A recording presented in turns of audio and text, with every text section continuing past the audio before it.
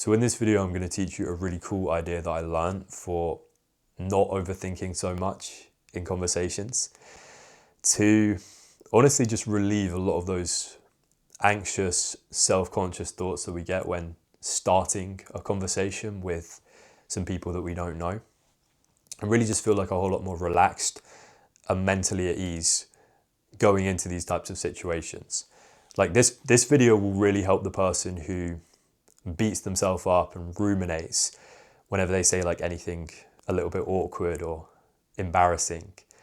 This idea really helped me just be like a lot kinder to myself and like not give myself so much shit for that.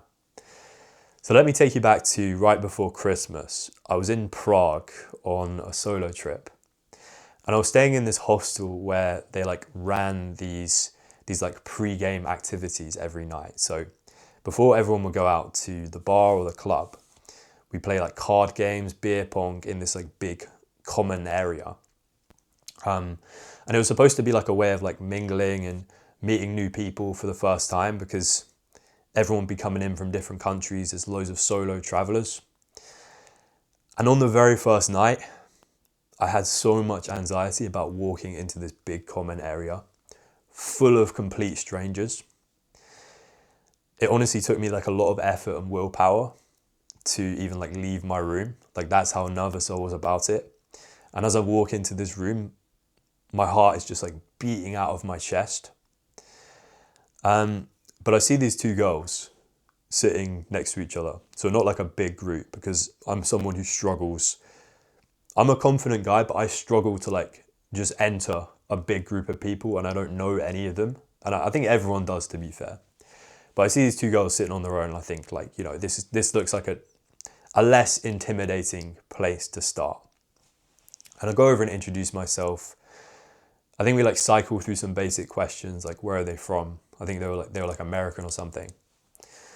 And it's at this point in the conversation where I like noticed the fact that I'm getting quite hot and flustered in the face. Like I think if anyone else had seen me in that moment, I would kind of be like a bit red from like nerves or embarrassment, red in the face. And I feel like I'm being like a bit erratic. My body language is like very tense and uncomfortable. And that's all down to the fact that I'm nervous. And in the past, I would have started really worrying about how these girls are seeing me right now. Like, can they tell that I'm nervous? Can they tell that like I feel seriously awkward right now? And I'm kind of like not scared of them, but like I'm finding this quite a stressful experience talking to them right now. Who are they thinking like, who is this weirdo that's just sat down in front of us? Can he go away? That's what I would have done like 2 years ago, before I learned about this idea called the peak end rule. Now this is like a social psychology concept. I'm trying to think of like the name of the guy who came up with it. Oh yeah, his name is Daniel Kahneman. So this idea of the peak end rule, it basically dictates that people tend to judge an experience based on how they felt, not just at the best part of like whatever the experience was, but also the end of it. So let's say I spoke to these girls for like a good 15 minutes. I'm worried about the start of this conversation feeling a little bit awkward for everyone involved. Like they can see I'm a little bit tense. Maybe the conversation isn't flowing as well as I'd like it to. I'm feeling pretty uncomfortable right now. And is that energy rubbing off on them? I'd be worried the next day and the day after that. Are these girls still thinking about that? Are they still thinking about this awkward guy? You know, he came and just sat in front of us and, you know, he was being weird. That's what I used to do. I used to ruminate. I used to think about these things way too much. But basically the peak end rule says the start of an experience or a conversation is actually pretty irrelevant. Our brain doesn't hold on to that information. It deems it as pretty insignificant in the grand scheme of things. Because think about it. Our brain is processing so many different things at once. So much sensory information.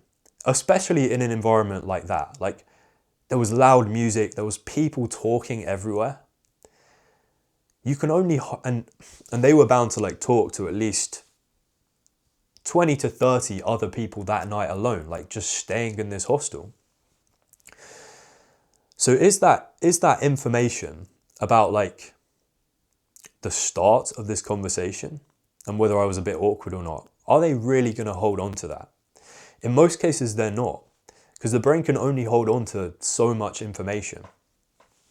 What they'll really remember, and they can't help but do this, this is just something that our brain does naturally. What they will remember is the best part of this conversation, whatever the highlight was, the most fun moment. And then they'll remember how it ended, what the lasting impression was. Did this conversation end in a fun place or a less fun place? Now, this information, this idea really, really helped me, because I'd go into these conversations just really paranoid about like being awkward at the start. But I know that I'm someone who takes a bit of time to settle into conversations. I always have nerves talking to new people. That's never changed.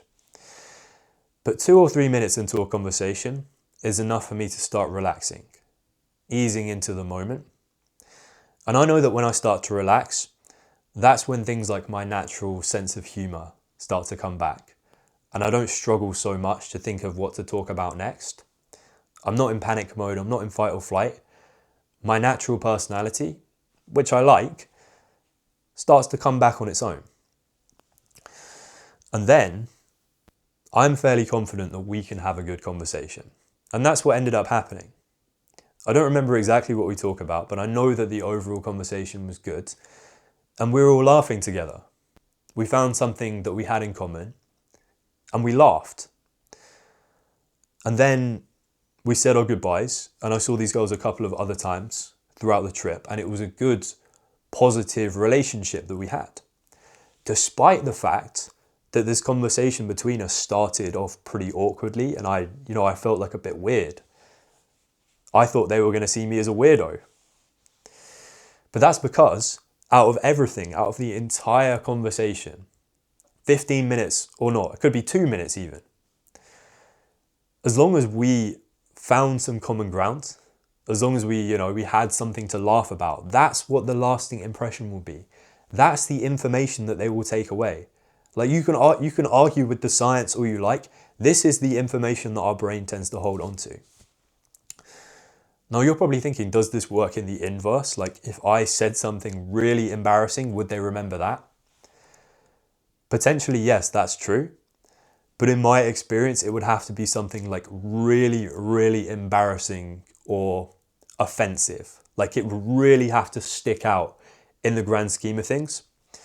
And the reality is, for most people, the typical mistakes and errors, the weird things we say are quirks that we treat as so life or death and like with so much gravitas, to most people, they're just completely forgettable.